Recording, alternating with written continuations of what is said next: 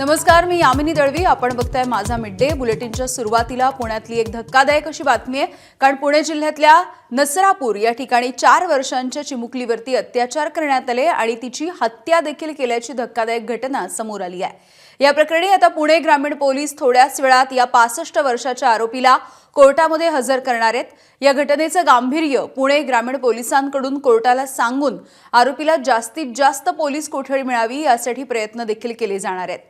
या सगळ्या भागामध्ये तीव्र असा संताप आहे. त्यामुळे कोणताही अनुचित प्रकार घडू नये यासाठी आरोपीला कोणत्या कोर्टामध्ये हजर केले जाणार या संदर्भात गुप्तता बाळगण्यात आलेली आहे.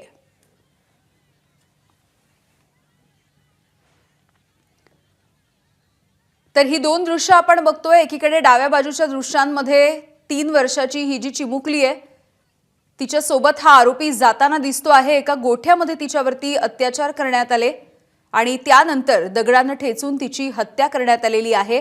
आणि उजवीकडची दृश्य आपण बघतोय. इथले सगळे ग्रामस्थ नसरापूरचे संतापलेले आहेत.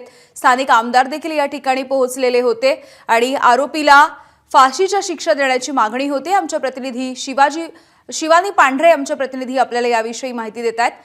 शिवानी, अगदी सकाळपासून या ठिकाणी ग्रामस्थांनी मोठ्या प्रमाणावरती आंदोलनं केलेली आहेत किंवा ठिय्या देखील मांडलेला बघायला मिळाला होता आणि आरोपीला फाशीची शिक्षा द्यावी अशीच मागणी होती आहे.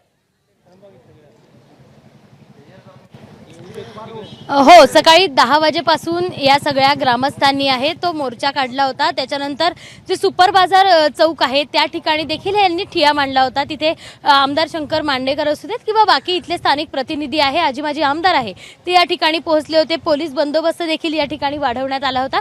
कोणताही अनुचित प्रकार घडू नये याची संपूर्ण खबरदारी आहे ती घेण्यात आली होती. आणि पण नागरिक बघितलं किंवा ग्रामस्थ बघितले तर ते त्यांच्या मागणीवर ठाम होते. या आरोपीला आहे ते आमच्या हवाले करा, नाही तर त्याला फाशीची शिक्षा द्या, असं या सगळ्या ग्रामस्थांचं म्हणणं होतं. मात्र त्याच्यानंतर आमदार शंकर मांडेकर यांनी मुख्यमंत्र्यांना फोन लावण्याचा प्रयत्न केला. तो फोन होऊ शकला नाही. त्यांच्यानंतर अदिती तटकरे यांना देखील फोन लावला, त्यांच्याशी संपर्क साधला. काही वेळापूर्वी आमदार रोहित पवार या ठिकाणी आले. त्यांनी देखील जे विठ्ठल मंदिर आहे तिथल्या नागरिकांशी संपर्क केला. त्यांनी संवाद देखील साधला आणि त्याच्यानंतर लवकरात लवकर या आरोपीला शिक्षा व्हावी अशी अपेक्षा आहे ती आमदार रोहित पवारांनी व्यक्त केली. आपण जर बघितलं हे संपूर्ण गाव आहे यामिनी, ते संपूर्ण गावातली सगळी दुकानं आहेत ती बंद ठेवण्यात आलेली आहे. इथे खाण्यापिण्याची दुकानं असू देत किंवा बाकी सगळ्या प्रकारची दुकानं आहेत ती व्यापारी संघटनेतर्फे बंद ठेवण्यात आली आहे. आणि कडकडीत बंद या घटनेच्या निषेधार्थ या गावात आहे तो ठेवण्यात आलेला आहे. पोलिसांचा बंदोबस्त वाढवण्यात आला आहे. संध्याकाळपर्यंत काय निर्णय येतो यावर मुख्यमंत्री देखील काही बोलले आहेत. हे सगळं जरी असलं तरीही काहीही झालं तरीही आमच्या जो आरोपी आहे तो आमच्या हवाली करा, नाहीतर त्याला ज्या गोठ्यात हे सगळं निर्घृण कृत्य केलं त्याच गोठ्यात त्याला फाशीची शिक्षा द्या अशी मागणी आहे ते ग्रामस्थ करताना आपल्याला बघायला मिळत आहेत.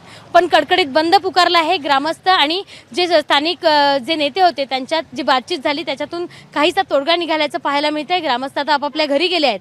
मात्र त्यांची मागणी ही कायम असणार आहे, जी म्हणजे त्या आरोपीला फाशीची शिक्षा देण्याची. अगदी शिवानी, धन्यवाद सविस्तर माहितीसाठी. एबीपी माझा, उघडा डोळे बघा नीट.